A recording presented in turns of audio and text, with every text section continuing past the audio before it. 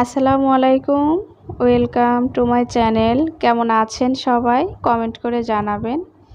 আশা করছি আল্লাহ তাআলার অশেষ রহমতে সকলে খুব ভালো আছেন এবং সুস্থ সুন্দর আছেন। আমরাও আলহামদুলিল্লাহ ভালো আছি। তো এই তো অনেকগুলো বাজার করা হয়েছে, মাসের যে বাজার, গ্রসারি আইটেম, তো সেগুলোই আমি গুছিয়ে নিচ্ছি। তো আশা করছি আজকের ভিডিওটি আপনাদের ভালো লাগবে। তবে প্রথমেই একটা রিকোয়েস্ট করে নেই, যারা এখন পর্যন্ত বা এই মুহূর্তে আমার ভিডিও দেখছেন, লাইক দিতে ভুলে গেছেন, প্লিজ একটা লাইক দিয়ে ভিডিওটি দেখা শুরু করবেন। আর দেখতে দেখতে যদি ভালো লেগে যায়, চাইলে আমার চ্যানেলটি সাবস্ক্রাইব করে রেখে দিতে পারেন, কারণ পরবর্তী ভিডিও যখন দেব তখন সবার আগে আপনার কাছে নোটিফিকেশন চলে যাবে। এবং চ্যানেল সাবস্ক্রাইব করার পর পাশে থাকা বেল অল অপশনে ক্লিক করে দেবেন। বেল বাটনে ক্লিক করলে হবে কি যে ভিডিওটা দেওয়ার সাথে সাথে আপনার কাছে পৌঁছে যাবে।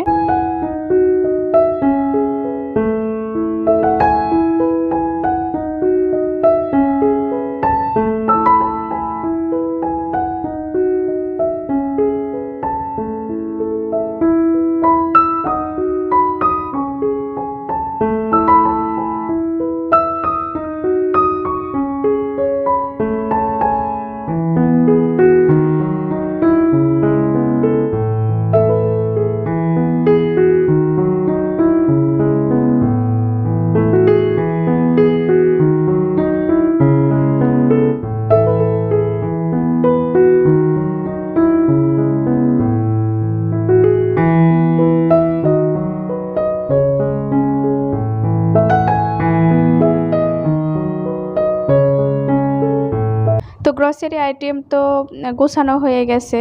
এবার চলে আসলাম মাছ কাটা বাছা করে ধুয়ে পরিষ্কার করে রেখে দিতে।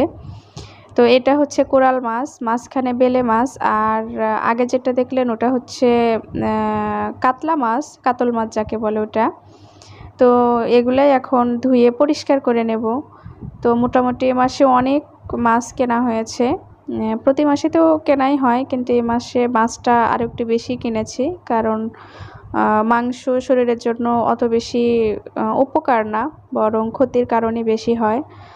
এই জন্য মাছটাই বেশি কিনেছি। তো কাতলা মাছটা প্রায় 4.5 কেজি, আর আছে কোরাল মাছ, আর আছে হচ্ছে বেলে মাছ। তো এই সিজনে আসলে মাছ পাওয়াটা খুব টাফ হয়ে যায়।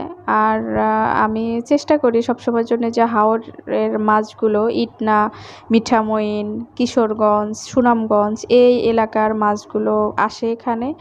তো হাতে গোনা 2 থেকে 3 জন মাছ ব্যবসায়ী এই মাছগুলো নিয়ে আসে। তো মাঝে মধ্যে পায়, আবার মাঝে মধ্যে পায় না, তো তখন একটু কষ্ট হয়ে যায়। এছাড়া সবসময় চেষ্টা করি হাওরের মাছটা খাওয়ার জন্য।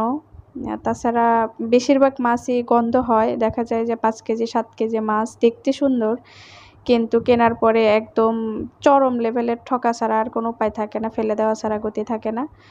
তো এই যে আমি একটা বক্সে কিভাবে হচ্ছে মাছ রাখি সেটাই আজকে আপনাদের দেখাবো। আর আমি মাছ ধোয়ার পরে কিন্তু মাছগুলো ডালার মধ্যে হচ্ছে পানি ঝরানোর জন্য দিয়েছিলাম। তো এভাবে যদি মাছ রাখতে চান সেক্ষেত্রে মাছের গায়ের সাথে কোনো পানি রাখা যাবে না, এবং 1 লেয়ার করে পলি এবং আর 1 লেয়ার করে মাছ এভাবেই রাখতে হবে।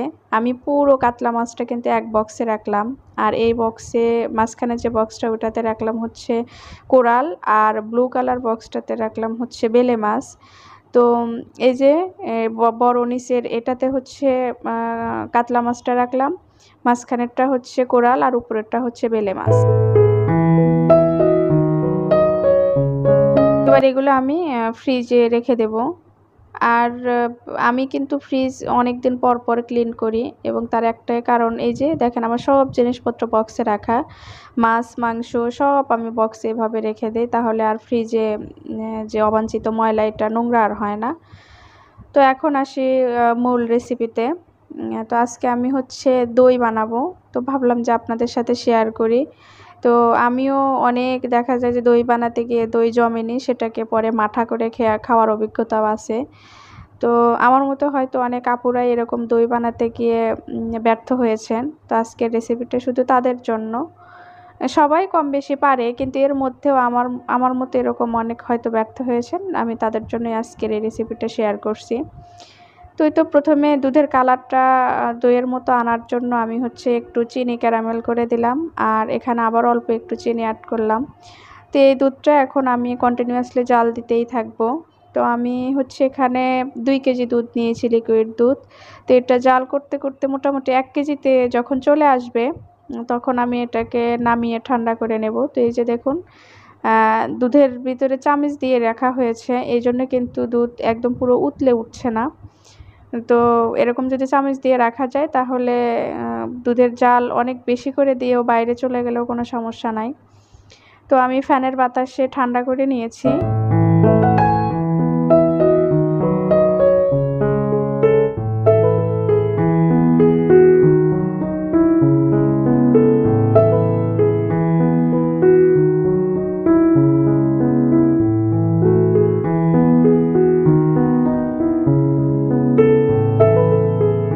এই যে মাটির হাঁড়িটা দেখতে পাচ্ছেন, এটা আমি হচ্ছে ভাগ্যকুল থেকে এর আগে দই নিয়ে আসা হয়েছিল। তো সেটাকেই আমি সুন্দর পরিষ্কার করে মোটামুটি 3-4 দিন ধরে হচ্ছে চুলায় দিয়ে পোড়ানো হচ্ছিল।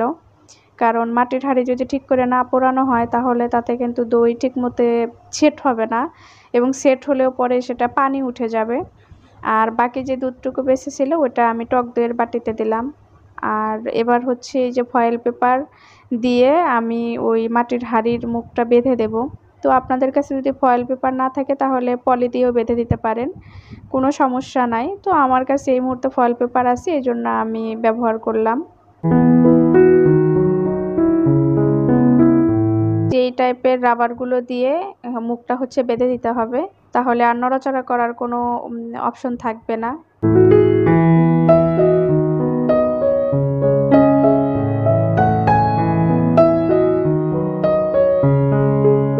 আমি নিচে কম্বল দিয়েছি, তার উপরে যে পাতলা সুতি ওড়না দিয়েছি।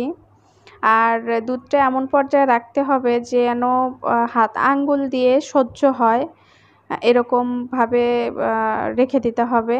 একটু যেন গরম গরম থাকে, না হলে দইটা জমবে না। তো এই যে প্রথমে আমি সুতি আমার ওড়না দিয়ে এটাকে মুড়িয়ে নিচ্ছি, আর নিচে আছে হচ্ছে সিঙ্গেল যে কম্বলগুলো, ওই কম্বল দিয়ে পেঁচিয়ে রাখছি। তো মোটামুটি আমি 6 থেকে 7 ঘন্টা এরকম রেখে দিয়েছিলাম। তো অনেকে হয়তো বলে যে 2 ঘন্টায় দই হয়ে যায়, 1 ঘন্টায় দই হয়ে যায়, হলেও হতে পারে, কিন্তু সেটা ঠিকমতো সেট হবে না আমি যতটুকু জানি। তো আমি মোটামুটি 6 থেকে 7 ঘন্টা রাখার পরে একদম দইটা পুরোপুরি সেট হয়ে গেছে, এবং খুবই সুন্দর হয়েছিল দইটা। তো এই তো দেখেন, ঢাকনাটা খোলার পরে একদম মাটির হাঁড়িতে কি সুন্দর দইটা আমার সেট হয়ে গেছে। তো এভাবে দই তৈরি করবেন, আশা করছি কেউ ব্যর্থ হবেন না। আর এবার একটু দইটা আপনাদের এক সাইড থেকে কেটে দেখাই। দেখুন কতটা একদম আঠালো, অনেকটাই একটুও কিন্তু পাতলা ভাব নাই। একদম যে দোকান থেকে যেরকম দই নিয়ে আসা হয় সেম হয়েছে কিন্তু। আর কালারটাও একদম পারফেক্ট হয়েছে। তো আশা করছি এভাবে দই আপনারাও যদি তৈরি করেন, আমার মনে হয় যে আপনারা ব্যর্থ হবেন না।